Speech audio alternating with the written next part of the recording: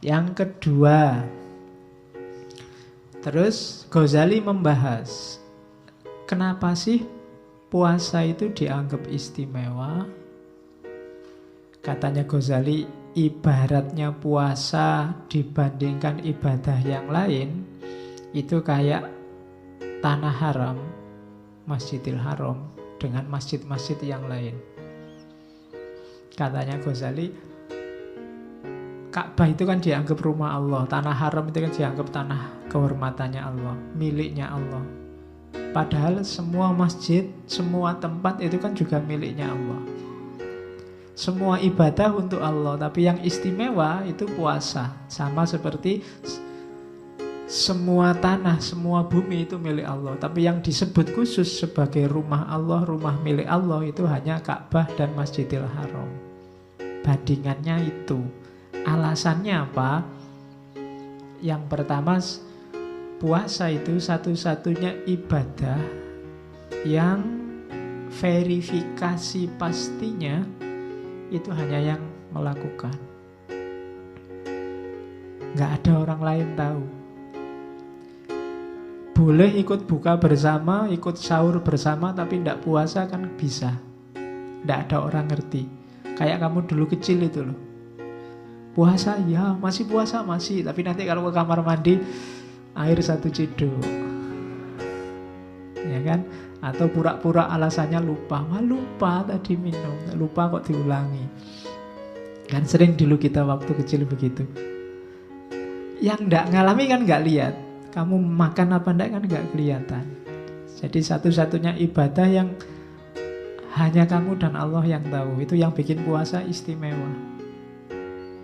Ibadah yang sifatnya subjektif.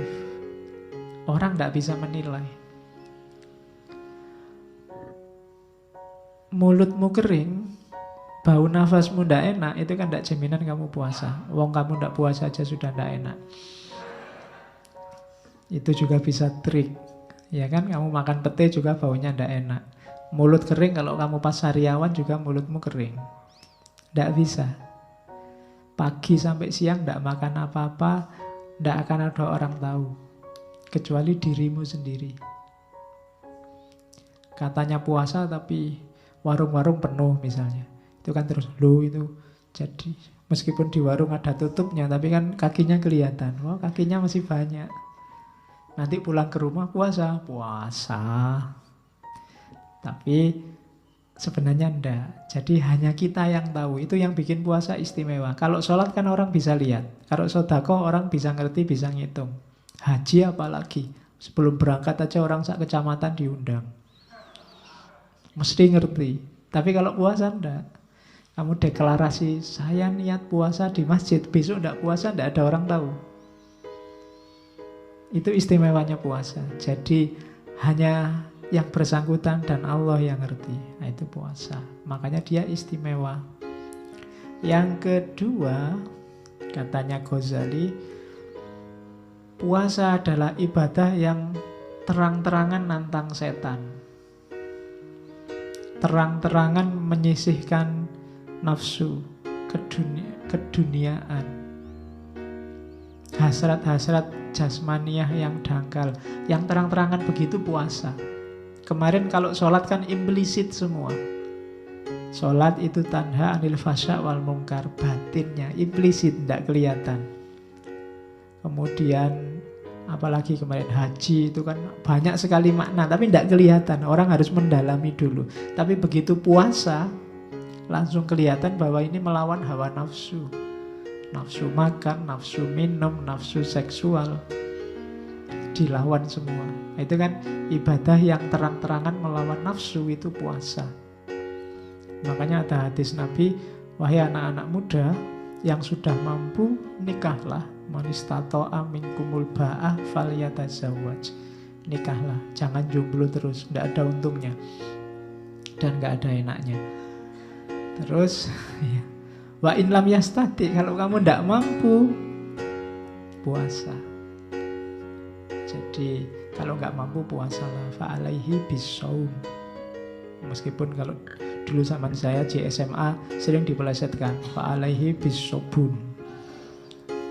Kalau nggak mampu ganti sabun, bukan itu. Dengan puasa, bukan dengan sabun. Cuma puasa yang beneran ya. Nanti ada cirinya puasa yang beneran menurut Ghazali. Kalau cuma puasa menahan lapar dan haus, itu masih belum bisa jadi benteng untuk yang belum mampu kawin.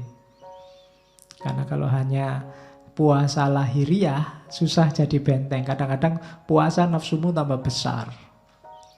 Karena ya puasa sih iya, tapi internetannya terus, buka HP terus, kadang-kadang ngomongnya saru-saru, kadang lihat gambar apa, lihat video apa.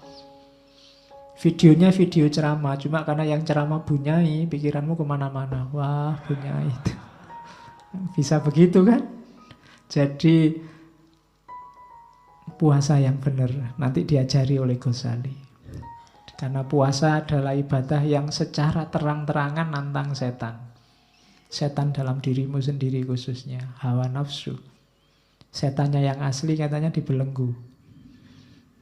Cuma kan setan itu kan tidak berdaya kalau nggak kompatibel sama dimensi rohanimu. Cuma selama ini kamu tidak pernah mikir kompatibilitas itu. Jadi setan selalu cocok sama dirimu. Waktu puasa setan tidak cocok. Jadi analoginya maka dibelenggu. Dibelenggu itu bukan kok terus malaikat datang setannya dirantai. Terus kamu di mana ya kira-kira dibelenggunya, bukan itu. Tapi setan otomatis terbelenggu. Kenapa? Harusnya jiwanya orang puasa itu tidak nyambung sama situasi setan dan kesetanan. Cuma hati-hati kalau habis maghrib nafsumu kumat lagi, kesetanan lagi, ya kompatibel lagi, setan bisa masuk. Jadi kalau waktu siang, oh ndak kita puasa, nanti aja habis maghrib misalnya gitu. Nanti ditawari pacarnya, mas jalan-jalan lu, jangan sekarang puasa. Nanti habis maghrib kita ke mall bareng, ayo podo wae. Habis maghrib kompatibel lagi dirimu sama setannya, nyambung lagi. Jadi diinget-inget itu state-nya puasa, wilayahnya orang puasa. Jadi melenyapkan dimensi setan dalam dirimu. Saya lupa ada baca riwayat dulu, saya lupa di kitab apa ya, katanya zaman Nabi itu puasa itu hampir 22 jam. 22 jam itu berarti sahur, terus buka waktu maghrib sampai isya, setelah isya puasa lagi.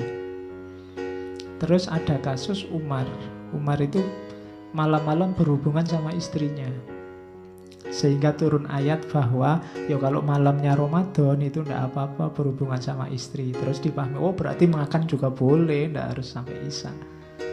Pemahamannya seperti itu, saya lupa ada di kitab apa. Cuma ya itu, karena 22 jam mungkin lebih terjaga. Cuma mungkin Allah sayang sama kita, terus ndak apa-apa kalau malam pengen makan-makan sepuasnya juga ndak apa-apa. Cuma hati-hati yang tadi sudah dikondisikan sejak pagi, jangan dilepaskan lagi. Kalau ndak ya hasilnya balas dendam tadi. Kadang-kadang puasa itu kan keuangannya lebih banyak keluarnya dibandingkan bulan biasa. Hari-hari gini kan kamu ndak pernah mikir bikin kolak apa beli kolak. Kalau puasa mikir.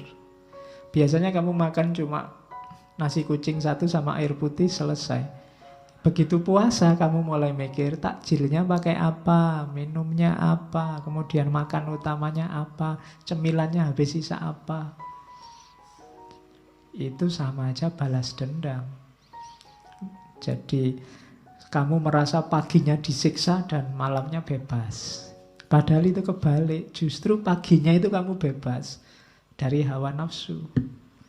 Maka manfaatkan malamnya ketika kondisimu sedang bersih untuk yang baik-baik.